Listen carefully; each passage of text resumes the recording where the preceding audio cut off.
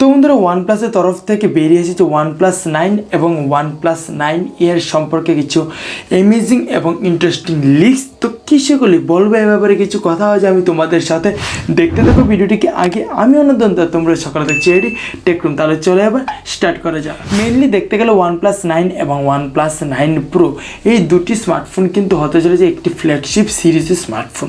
আর তার সাথে যে OnePlus9 এই স্মার্টফোনটি আসতে চলেছে ওটি একটি অ্যাফোর্ডেবল স্মার্টফোন হতে চলেছে, মানে যে অ্যাপ্রক্সিমেটলি 40K ইনভেস্ট করতে পারবে একটি স্মার্টফোনের জন্য।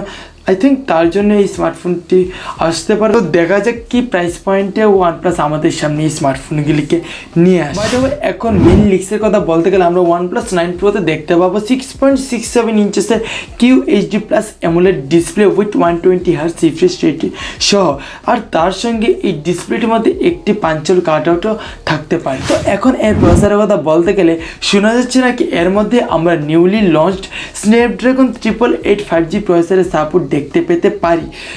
যদি সত্যি এটা হয়ে থাকে তাহলে এ ব্যাপারে আর কিছুর বলাই থাকবে না, আর যদি এটা একদম ফেক নিউজ হয়ে থাকে না তাহলে সত্যি মনটা না ভেঙে যাবে। তো এখন এর ভেরিয়েন্টের কথা বলতে গেলে এখন পর্যন্ত শুধুমাত্র 8+ 256GB ইন্টারনাল স্টোরেজের ভেরিয়েন্টের কথাই জানা গেছে। এর সাথে আর কী ভেরিয়েন্ট আমরা দেখতে পাবো সে ব্যাপারে এখন পর্যন্ত কিছু নিউজ আমাদের সামনে বেরিয়ে আসেনি। দেখা যাক কী ভেরিয়েন্ট আমাদের সামনে নিয়ে আসে OnePlus।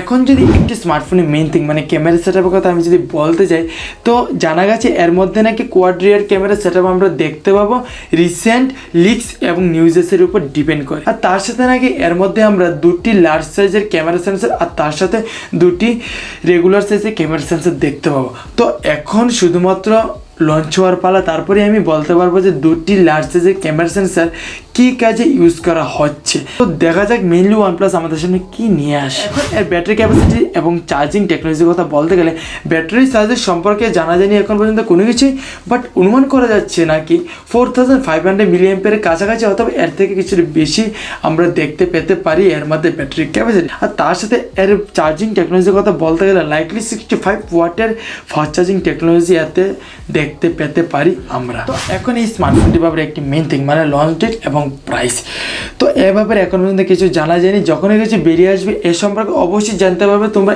আমার এই চ্যানেলের মাধ্যমে। তো দেখা যাক কী হয়। আজকের জন্য ভিডিওটিকে এত রেখে রেখে তোমাদের ভিডিওটা কেমন লাগলো নিচে কমেন্ট করে অবশ্যই জানাবে। তার সঙ্গে যদি এখন লাইক না করে থাকো, শেয়ার না করে থাকো, তাড়াতাড়ি লাইক করে দাও, শেয়ার করে দাও। আর তার সঙ্গে যদি তুমি একজন নতুন বন্ধু হয়ে থাকো আমার এই চ্যানেলের মধ্যে, তাহলে অবশ্যই চ্যানেলটিকে নিচে লাল বাটনটি ক্লিক করে সাবস্ক্রাইব করে নেবে। সাবস্ক্রাইব করার পরে বেল আছে, বেলটিকে অল পারমিশনে রেখে ছেড়ে অবশ্যই দেবে। তোমাদের দেখার জন্য ধন্যবাদ।